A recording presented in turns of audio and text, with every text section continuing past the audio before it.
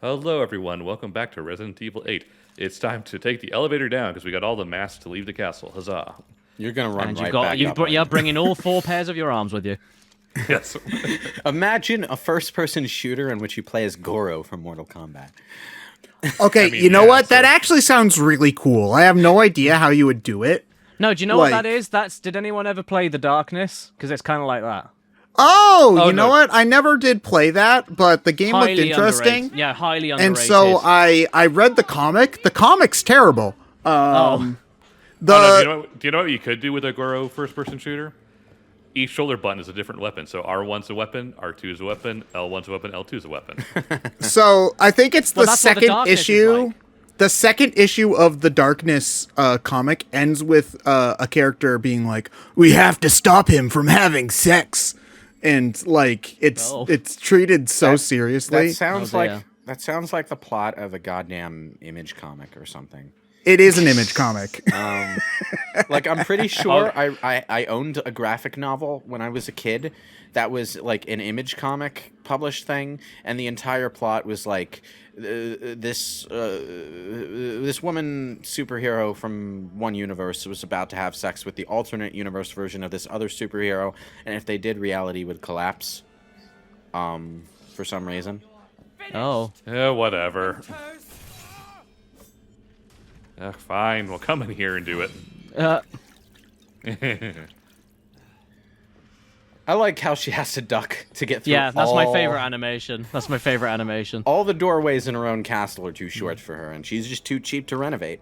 Now, if I'm remembering correctly, it's been years since I played them, but I'm pretty sure, like you were saying, with each trigger being a different limb, I think that's how Darkness 2 plays. So you've got like two external mouths that are coming out of your back, and they are the triggers, and then you have two guns in each hand, which are each other trigger. So like you get to eat people and grab them and throw them away while you're shooting them with Uzis and shit. Darkness 2 is fucking awesome. Darkness 1's aged a bit, but the second one's great. It seems like a really cool like setup for combat. It's just I feel like I would hate playing it because I'm not the kind of person who keeps both fingers on like my index and middle fingers on the triggers. Oh, yeah, I don't either. I move my index finger up and down as I need to for most Yeah, games. no, it feels pretty natural, to be honest. I never had a problem with it. I only use one finger on the trigger. When you're playing Finger on the trigger. when you're playing specific games, you sort of fall into a habit of holding your hand as you need to, but that transition period can be odd. It's just I don't hold my controller like that for any other game, so I feel like it would be really weird. I still, whenever I pick up my PSP for whatever reason, like immediately muscle memory gets me to hold my PSP and then get my index finger onto the D-pad while with my thumb on the thumbstick because of how much hours I put into Peace Walker when it first came out. Like, that's the first thing I do. The first thing I do is like grab the PSP. Oh yeah, I've got to curve my finger into the D-pad. And it feels like second nature for me now. It's not uncomfortable or anything. It's really weird. There's a problem I have with the physics in this game, and I understand why they're like this, because they want the puzzle to reset itself pretty quickly so that you don't have Another to shot at it, yeah. you don't have to deal with it flopping around too much. The problem is that because these swinging torches stop swinging too fast, unless you have an infinite ammo gun like Ryan does, it's actually pretty difficult to get them to make contact with each other. On my first you knife playthrough, I them? tried my head. I tried Yeah, you using can my knife head, them. and it just doesn't work. Also, hi, Sir Daniel. Oh, yeah, it is. Oh, Chalice, I arrow, didn't magnet. even notice that. Oh, that's cute. Is that the torch thing you were talking about in the Splatoon thing Yes, we did? yes, that's Okay. Yeah, well, I mean, Ryan made it look really easy, but Ryan also has an infinite ammo magnum, whereas Ryan's Did we playing mention on that easy Ryan's mode, using you infinite? say? Yeah, it was. Did we mention that Ryan has infinite ammo? I don't think we mentioned that in today's But like, part. if you're playing this normally, like, yeah, the easiest way to get them moving is to shoot them with your handgun. But you also want to conserve ammo, so you don't want to take too many tries. But the way the physics work for those torches, they stop swinging absurdly fast. So by the time you get around to the other side to try and shoot the second torch, the first one has already slowed down and you miss the timing, and you have to try again. So that's two more bullets down the crapper. Yeah, I tried. I just had to try nudging them. I tried using the knife, and that was too unruly. So I was like, I'm just gonna nudge it and hope it works. And it does eventually. Eventually, it works. Bump your face into it over and over until something sticks. Yeah. Anyway, Marble Madness. Wait, what? Anyway, these are the labyrinth puzzles where you need to roll a ball down a maze. This first one is absurdly easy. There's like 2 possible places where you might possibly fail, and you just have to be careful enough not to. The first place is on these raising and lowering bridges. There is a chance you might actually accidentally knock the ball off the track if you're not careful. The second place is that there are holes in this last area here, and you have to tilt keep it down. Yeah, just keep it down, and eventually the ball will fall into the goal. If it falls into any of those other holes there, you have to start over. You can try as many times as you want, but some of the later Wait, she labyrinths put confetti in her. some of the later labyrinths have more obstacles that can knock the ball off of the thing, but obviously it's just a ball in a puzzle. You can just put the ball back in the starting point and navigate it through. Why? Do you Why love does he how just like put the ball in the the hole to murderous begin with, psychopath that made those labyrinths for this house, and with everything I was going staring on, at that castle puzzle for a long time, wondering, is this secretly like the Salazar castle? Like bringing the ball around, like the Resident Evil 4. I just like how he included confetti and he included a little red flag on the goal. There's Because he's a nice man deep down. There's a kind of sad story behind the guy who made the labyrinths that's in the file right next to the first labyrinth. Yes, there is, yeah. He's basically just this guy who liked to make labyrinths, and eventually he made those 4 labyrinths, but then he killed himself for unknown reasons. So the most that you ever find out about him is that he had this extremely involved hobby, I guess, but then I guess the rest of his life wasn't going so well, and Man, that cuts deep. Honestly, like His life was a labyrinth. that's a little too real. Well, in any case, that's the story behind these 4 puzzles that essentially just exist to get you an extra treasure that you can sell for a heaping helping of gold. All right, Dracula. There he is. Really, really wish you could keep this knife. What is a man? A miserable little pile of fungus. I mean, it would be really nice if you could keep this knife. The dinky little kitchen knife that you start with is a horrible melee weapon. Yeah, that's pretty cool, isn't it? But it really just exists as a deus ex machina to shut off Lady D's. Yeah, it's quickly brought up, and that it's only for this. Yeah. Why is it even? Wait, why could that one kill her? It didn't. though? You find a file earlier that explained that, there's this special knife that was coated in poisons and is supposed to kill monsters, but no one knows where it is. Why didn't they just get rid of it then? When you reach Miranda's, and well, she obviously doesn't know it was coated in poison, but when you reach when you reach Miranda's lab later on, you find files on the 4 bosses at the very end as Chris. And one of the files is on Lady D, and there's a theory in there that Miranda has about how Lady D's mutation will probably go into overdrive out of control if her regeneration is ever disrupted by something. And that's what the poison on this dagger does. And she becomes a dragon. Yes.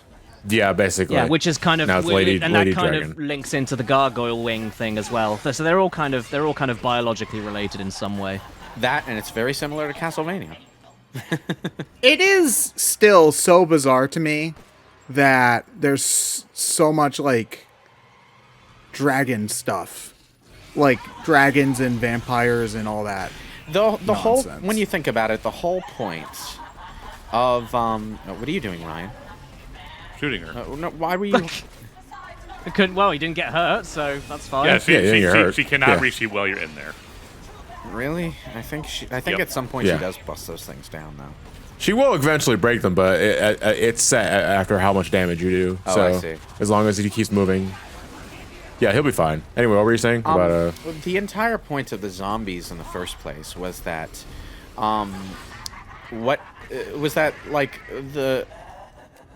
the mystery in Resident Evil 1 was that you encountered this superficially supernatural looking situation in a haunted mansion filled with the undead. And the twist at the end was that it was the twist, if you were playing the American version, the title of the Japanese version kind of gives it away. But the twist was that it wasn't supernatural. it was caused by a man-made virus. I guess, you know what, now that I'm thinking about it, I feel like modern zombie movies and stuff like that has kind of made it so that we're more likely to consider it Well, yeah, to be science-based whenever you see something like zombies versus... Resident Evil kind of spoiled us on the idea of there being some sort of infection that makes us like this. Yeah, So- well, not even just that. Stuff like 28 Days Later and so on. A lot of zombie movies, whatnot, the zombies are not supernatural. They're scientific. And that was part of what Resident Evil 4 was going for as well. You encountered a new enemy, and they weren't zombies, and you sort of had to figure out what they were about. Because like nothing about the viruses that. And like even when Sadler appeared, he wasn't presented as a mad scientist. He was presented as a cult leader. So superficially, it all appeared very supernatural. It's the same sort of halfway mystery here, except you realize very quickly that it's connected to the mold from 7. So the real question becomes, okay, how could that produce this? But it's good. Yeah, because you got a glimpse of it earlier with the daughters, but once you see her deteriorating very similar to the mold creatures, you're wondering, okay, so something's linked here. Yeah, so what's the connection, you know? Yeah. The reason it looks so gothic and supernatural is because that's supposed to be strange. But more importantly, we finally got E Flask. Right. Is that a jar of pee? No, No. it was E Flask. P flask. That's your E daughter. Flask. Wait, are you joking, or is it you see a flask? Obvious exits are Man, North, south, and Dennis. getting Family Guy with these cuts. Okay. Man, this is just like that one time where I was on BrainScratch commentaries. And then it cuts to this part referencing Strong Bet. Okay. So the flasks are one of the more disturbing parts of this story, and actually one of the more effective parts, because like if you don't see it coming, what is actually in the flask can catch you off guard and seriously creep you out. Do you know what I love? examined the flask as soon as I I got it. absolutely love how Well, the second you can you pick the flask up, look- it says in the top left, look for Rose. You can examine the flask as soon as you get it, but it's all covered in dirt that covers up the labels. Yeah, and he doesn't. Right, but he you can see the doesn't pictures explain too, though. You can see the Oh my pictures, God. but you're not. some kind of cave demon. Oh my god, it's gonna be like this whole fucking playthrough. Okay.